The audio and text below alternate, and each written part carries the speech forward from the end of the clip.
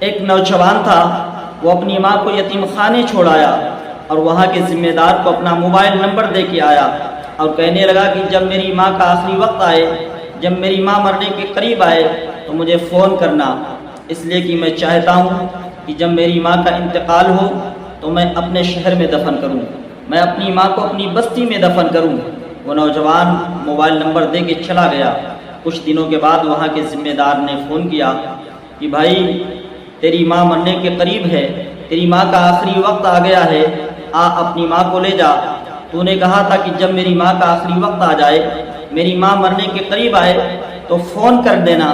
تو نے کہا تھا کہ میں لے جا کر کے اپنے شہر میں دفن کروں گا، اپنی بستی میں دفن کروں گا۔ آج تیری ماں کا آخری وقت آ گیا ہے، اپنی ماں کو لے جا۔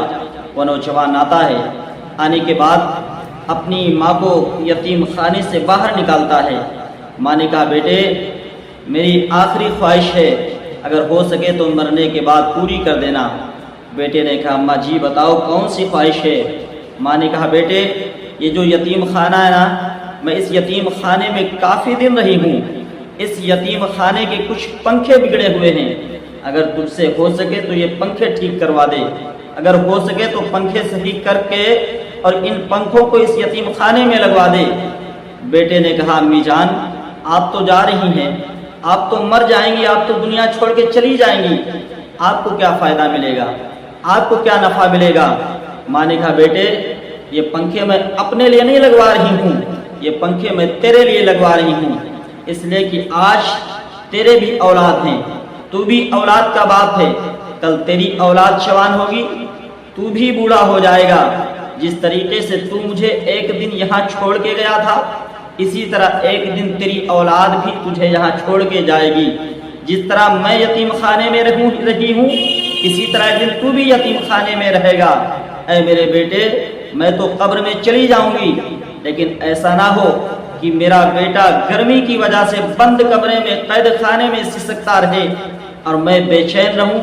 اے میرے بیٹے یہ میں اس لیے تجھ سے کہہ رہی ہوں کہ تو پنکھے صحیح کروا لے، کل ایسا نہ ہو کہ تجھے بھی اسی گرمی میں رہنا پڑے، گرمی کی وجہ سے سسکنا پڑے۔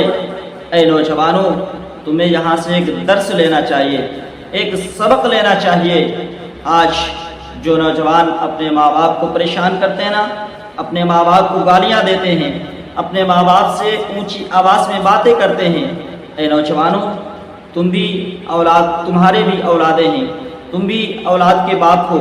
اگر آج تم اپنے ماں باپ کے ساتھ برائی سے پیش آؤ گے، آج تم اپنے ماں باپ کو گالیاں دو گے، آج تم اپنے ماں باپ سے اونچی آواز میں بات کرو گے، آج تم اپنے ماں باپ کے نافرمان بنو گے، تو کل تمہاری بھی اولاد بڑھاپے میں تمہاری نافرمان ہو جائے گی، تمہاری اولاد تمہارے ساتھ برا سلوک کرے گی، تمہاری اولاد تمہارے ساتھ بدتمیزی سے پیش آئے گی۔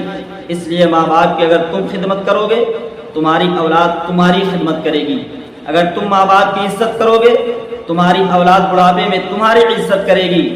اس لیے کہ اچھائی کا بدلہ اچھائی ہوا کرتا ہے، نیکی کا بدلہ نیکی ہوا کرتا ہے، برائی کا بدلہ برا ہوا کرتا ہے۔ اپنے ماں باپ کے ساتھ اچھائی کرو، تمہارے ساتھ بھی بڑھاپے میں اچھا ہی ہوگا، تمہارے بچے تمہارے ساتھ اچھا کریں گے۔